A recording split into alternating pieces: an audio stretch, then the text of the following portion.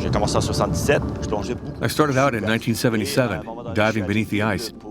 Then later, I acted as a guide for a Californian team filming harp seals around the islands. The underwater cameramen were really good, but they were used to filming in warmer waters. They dived in, then after a few minutes, they were so frozen they had to get out, so they couldn't get their footage. So I suggested someone show me how the cameras work so I could do some filming and rescue the chute. It was amazing. I was fascinated and vowed to get my hands on some gear and learn all about it. That's how I started.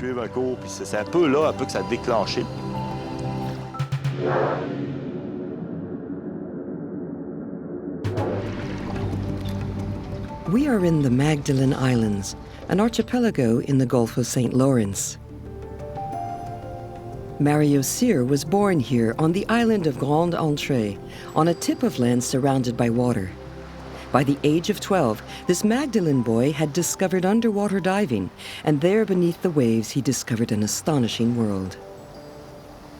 Right now, we're located on what's called the Bluff, one of the best beaches in the Magdalen Islands. It's right behind my house, so this is the beach I grew up on. This is where I first ventured into the water.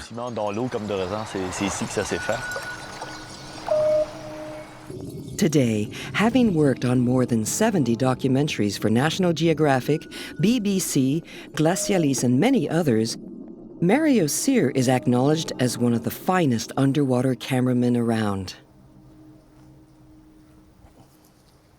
It's early June, and Mario is preparing his next expedition. For many years, divers have reported sightings of Greenland sharks in the region of Baie-Comeau on the north coast. It's the only place in the world where these sharks can be observed in relatively shallow waters. The sharks have been spotted in the Baie-Comeau region for the last 5 years. Actually, there's very little footage around of Greenland sharks. So, as we've got them here in Quebec, in Baie-Comeau, it's a great opportunity to go and film them.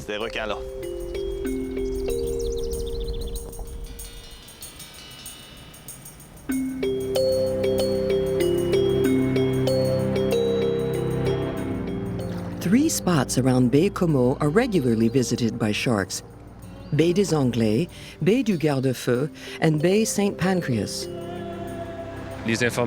According to local fishermen, beyond St. Pancras Point, at around 600 feet, if you cast nets, all that comes up is sharks. So we know that they have been in the region for a long time. But why, since 2003, have they been swimming in such shallow waters? According to all the pre-2003 scientific nomenclatures, this creature spent most of its life at great depths. They come up near the surface in winter when the water is colder than it is deep down. Jeffrey Gallant has been interested in Greenland sharks for many years. In 2003, along with some researcher friends, he founded a group to study elasmobranchs and Greenland sharks. Jeffrey and Mario are old diving buddies and share the same passion. Simone? 3 cheers for diving. You travel light. The first time I saw a Greenland shark was here at Baie-Comeau in 2004 while filming.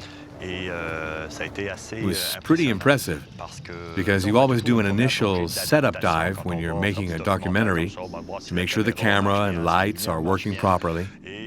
And we'd been down there barely 10 minutes when one came surging up out of the depths. For me, I was extremely surprised by its size, by the beauty of the shark, but most of all, by how quickly we had been lucky enough to encounter one there.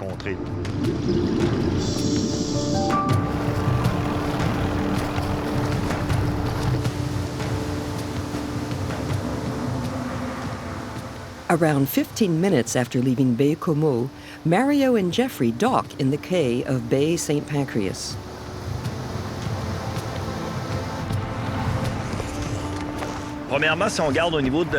First, the diving equipment you need here is cold water gear, because the water is only about 4 or 5 degrees centigrade at present. So, dry suits are needed, along with dry suit mittens. You really need the right gear when you're beneath the ice in extremely cold water. It takes several diving tanks because we usually go down 2 or 3 times a day. And on top of that, there's all the filming equipment. Also, I'm attaching a little rear view mirror so I can see the sharks coming up from behind, which is common. So you've got all the angles covered. Brilliant. That's ingenious. The filming equipment is now ready. Our divers just have to slip on their dry suits before going under to track down this mysterious species, the Greenland shark. At least 41 types of sharks can be found in Canada's 3 oceans, either living there permanently or just passing through. I'll go find the camera, then get back to you. The Greenland shark is the second largest carnivorous shark in the world after the white shark. It has an average length of 4.5 meters and can weigh up to 1,200 kilos. It is the only shark that tolerates Arctic temperatures all year round. This fish usually inhabits deep waters where it finds its food. So it was something of a shock in 2003 when divers in the Bay St. Pancras suddenly found themselves confronted with Greenland sharks in less than 15 meters of water. What normally happens is that the very first dive might only take a minute, but often it takes longer, anything up to 20 minutes. So we create a lot of vibrations under the water with our movements, bubbles, people walking on the quay, the boat moving around. It creates a lot of noise under the water, and the vibrations seem to attract the sharks.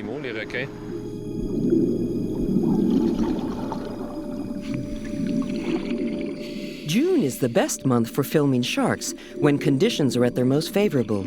The spring floods bring a lot of fresh water into the bay, which increases underwater visibility. Every year since 2003, the Greenland shark has been spotted in the bay, so our 2 divers patrol the area with a great deal of confidence.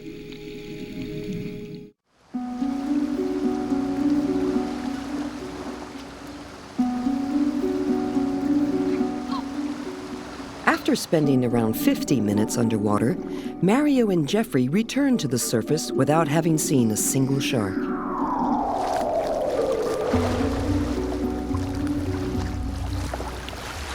It takes dives like this to really make you appreciate it when you actually get to see the things that you're looking for. But it's fine. Sharks have been in all the places we went to. We'll get them next time. Before going down for a second time, our divers need to take a break of at least 1 hour to allow their bodies to eliminate the nitrogen built up during their first dive. Working in cold water is very demanding. Any underwater activity requires 25 times more energy than the equivalent task carried out on the surface, hence the importance of eating well. So, you're going to do the same thing for the second dive? Same pattern, yes. Yeah. I think we attracted some sharks with our activity. Did you see me kicking with my flippers? To call them? Yeah. They're probably like dolphins. They hear the noise and it arouses their curiosity. They come to see what's going on.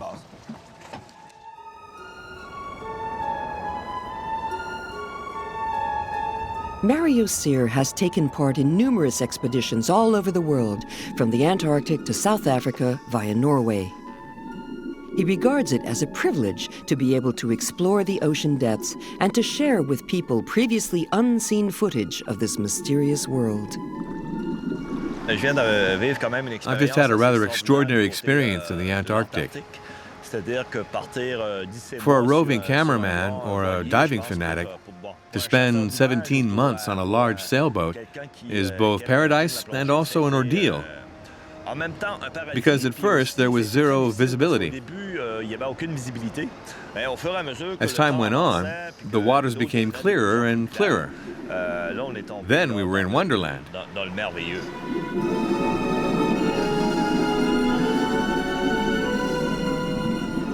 There are two extraordinary things about the Antarctic. First, the clear water provides high visibility down to depths of 75 meters. And second, the marine life has never been hunted. The creatures aren't frightened of man, and it's really easy to get close to them. So, tell me, what's scarier, sharks or leopard seals? Oh, the seal leopard, without a doubt. No, because they are unbelievably fast in the water. It's incredible. It's a machine. You only have to see the ease with which it moves in the water. It's true, certain sharks are quick too. But that leopard seal has a way of doing 2 or 3 spins and then it vanishes. It's a beautiful machine. So have you ever been afraid of being someone's lunch? No, but the first time I dived, I wasn't too brave. The first approach went really well. Then the second and third dives, I came out of the water because it started biting the camera there at the lens. It started getting a bit too close, so I decided to get out.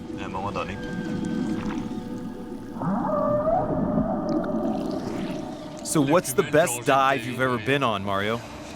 It depends on the context and on the conditions. My first dives with walruses were pretty intense. Walruses, polar bears. It's intense, so you get a real adrenaline rush.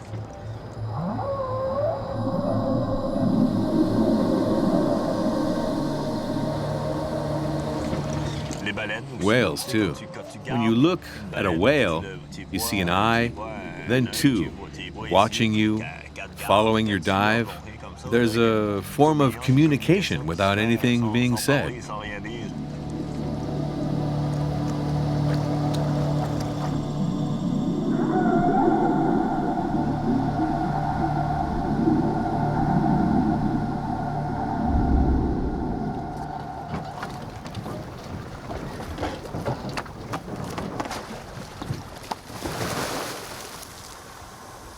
The day progresses. Mario and Jeffrey are ready to try their luck with another dive.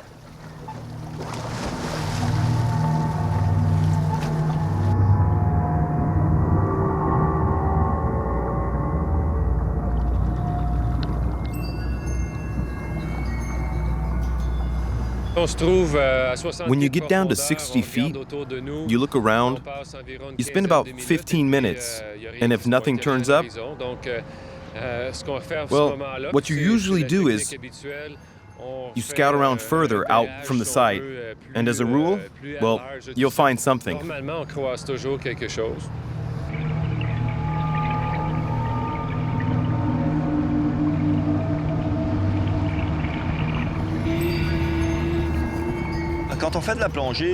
For me, there are 2 ways of looking at diving. For sure, when you're carrying a camera, it's totally different to not having one. When you have a camera, you're like a hunter, always looking for the best catch, the most beautiful animal, or the hardest one to find or to hunt. For us, it's exactly the same. You look for the best possible images, trying to get as close as possible.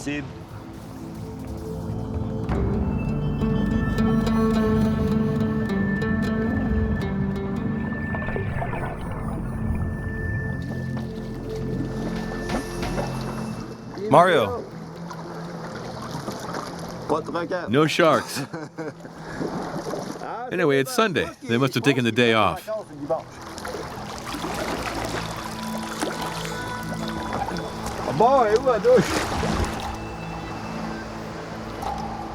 After 2 attempts, our divers are forced to concede defeat and call it a day.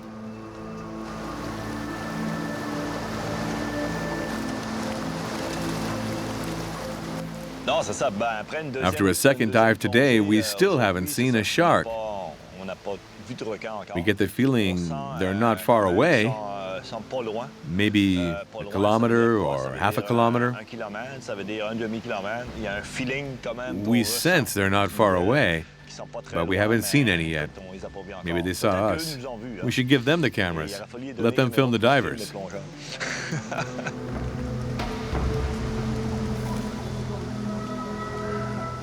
In spite of the disappointment, there's no need for pessimism. The sharks have put in an appearance every year since 2003. Why would it be any different now?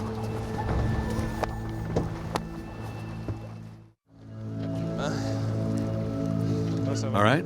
Yeah, I'm good. It's the last day of the expedition for Mario, who has work commitments elsewhere. Jeffrey, where do you reckon the best place is? Should we go down to the same spot we went to yesterday? In terms of an easy dive, that's the easiest spot. That's where they've always been seen in June. Plus, the weather isn't great today, so if we're in the bay, we'll be protected. So that's where I'd go. Okay, that sounds good.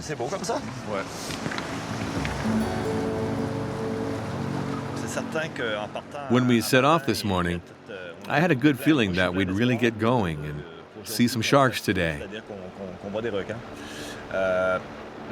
Because in recent years, this has been such a great spot to dive, where you almost always see sharks. So we shouldn't be discouraged, we need to be patient, and keep trying till we find them. It's just a matter of sticking at it. If we didn't, we'd never see anything.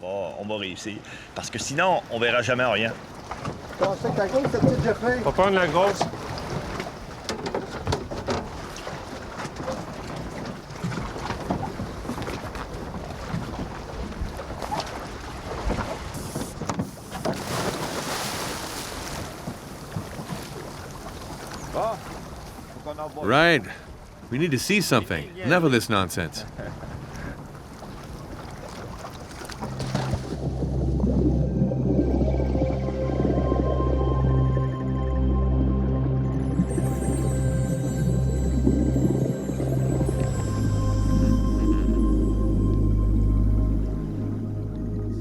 The first time I saw a Greenland shark, it was right here, in the Bay of St. Pancras, exactly 5 years ago. I jumped in, we swam out to sea, then about 2 minutes into the dive, my pal, he tapped me on the shoulder and pointed to my right. In my head, I was thinking, that can't be right, surely not. It must be some kind of trick. Then I turned around and I saw a massive shape appear on my right. It only took me a split second to recognize it as the Greenland shark. It was right there, in front of me. I couldn't believe it. Really, it was completely incredible.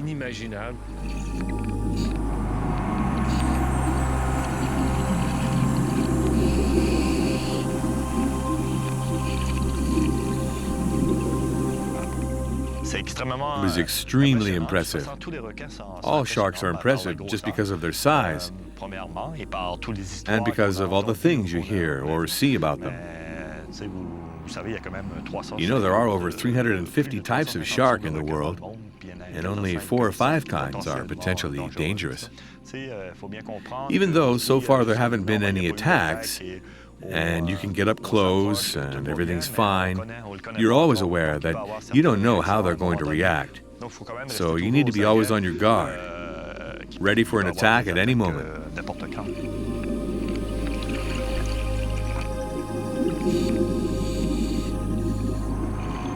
Although they have seen sharks many times in the past, this has been a fruitless expedition for our 2 divers. No Greenland sharks have loomed into view. It's hard to know exactly why. Well, Mario, it looks like we've been unlucky. Shame, because we've got really good visibility. Yeah.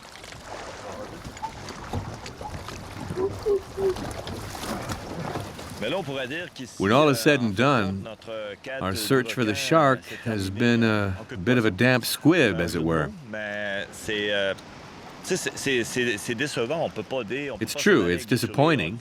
We can't go away with a smile on our faces saying it doesn't matter.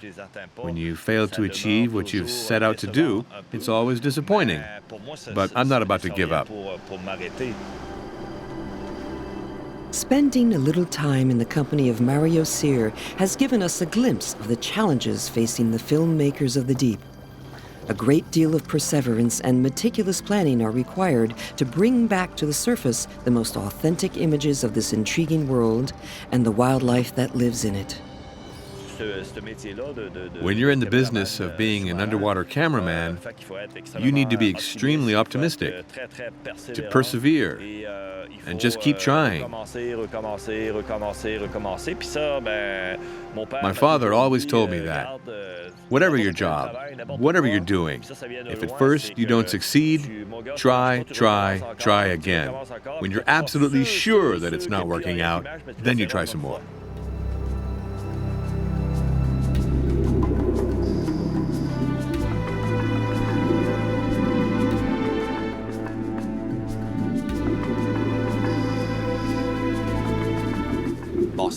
For sure, when I first started out and first saw the results, it made me love it more and more. So now it's my job, and I think it's the best job in the world.